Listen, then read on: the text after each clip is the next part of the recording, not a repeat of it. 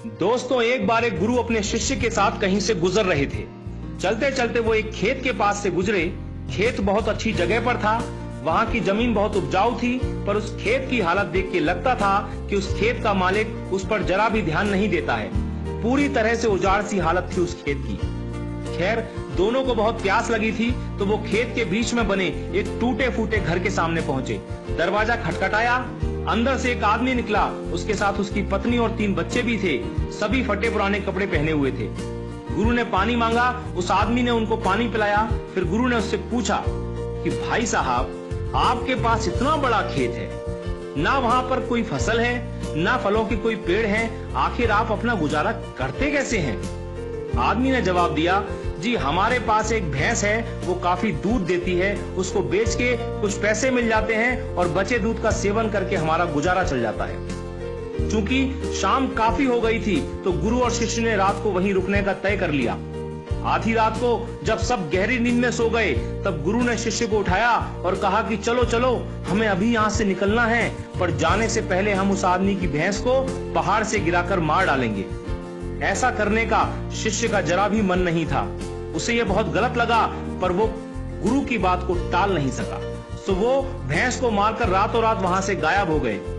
ये बात शिष्य के मन में बैठ गई थी। 10 साल के बाद वो शिष्य एक सफल आदमी बन गया, तो अपनी गलती का पश्चाताप करने के लिए और उस आदमी की मदद करने के लिए अपनी कार से उस खेत के सामने पहुंचा।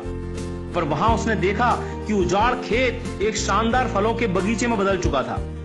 टूटे फूटे घर की जगह एक शानदार बंगला खड़ा था। जहां एक अकेली भैंस बंधी होती थी, वहां कई अच्छी नस्ल की गाय और भैंसें बंधी हुई थी। शिष्य ने सोचा कि शायद वो परिवार अपनी जमीन किसी को बेच के कहीं चला गया है, और ये सोचकर वो वापस लौटने लगा, तो उसे खेतों में वही 10 साल पहले वाला आदमी दिखाई दे गया। शिष्य उसके पास पहुंचा, बोला, शायद आपने मुझे पहचाना नहीं, 10 साल पहले मैं आपसे मिला था। फिर वो आदमी बोला, नहीं नहीं, ऐसा नहीं है, मुझे याद है, आप और आपके गुरु आए थे। उस रात को तो मैं कभी भूल ही नहीं सकता। आप लोग बिना बताए चले गए, पर उस दिन न जाने कैसे हमारी भैंस पहाड़ से नीचे गिर के मर गई। कुछ दिन तो समझ ही नहीं आया कि क्या करें, पर जीने के लिए कुछ तो करना था, सो लकड़ी काट कर बेचने लगा।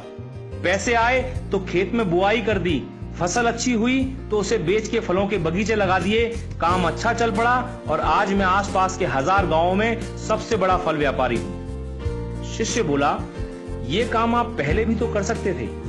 तो आदमी बोला, तब जिंदगी बिना मेहनत के गुजर रही थी, कोई रिस्क नहीं था, तो लगा नहीं कि मेरे अंदर इतनी क्षमता है, सो कोशिश ही नहीं की। पर जब भैंस मर गई तो हाथ पांव मारने पड़े और फाइनली मैं यहां तक पहुंच गया। दोस्तों, कई बार हम भी परिस्थितियों के इतने आदी हो जाते हैं कि उसी में जीना शुरू कर देते हैं, चाहे वो कंडीशन कितनी भी बुरी क्यों ना हो। यहां तक कि हम अपनी नौकरी से कई बार इतनी नफरत करते हैं, पर फिर भी उसे पकड़े पकड़े जिंदगी बिताने लगते हैं। कई बार नए अवसर के बारे में हम बस इसलिए नहीं सोचते क्योंकि पुराने से हमारा दाल रोटी का खर्चा निकल रहा होता है। हम डरते हैं रिस्क लेने से, और सिर्फ इन्हीं वजहों से हम कभी अपने फुल पोटेंशियल को रियलाइज नहीं कर पाते। हम अपनी क्षमताओं का पूरा उपयोग नहीं कर पाते, जिससे हमारी लाइफ कहीं बेहतर बन सकती है।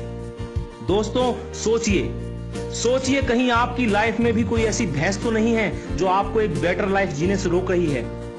आपने कहीं उस भैंस को बांध के तो नहीं रखा है, और यदि लगे कि ऐसा है तो आगे बढ़िए, हिम्मत करिए और काट के फेंक दीजिए उस रस्सी को जो आपको बांध के रखी हुई है। दोस्तों, आपके पास खोने के लिए सिर्फ वो एक भैंस है, यानी जरा सी चीज, पर पाने के लिए आपके पास सारा जहान है। Sky is the limit. मैं शैलेंद्र सिंह, आपका दिन शुभ हो।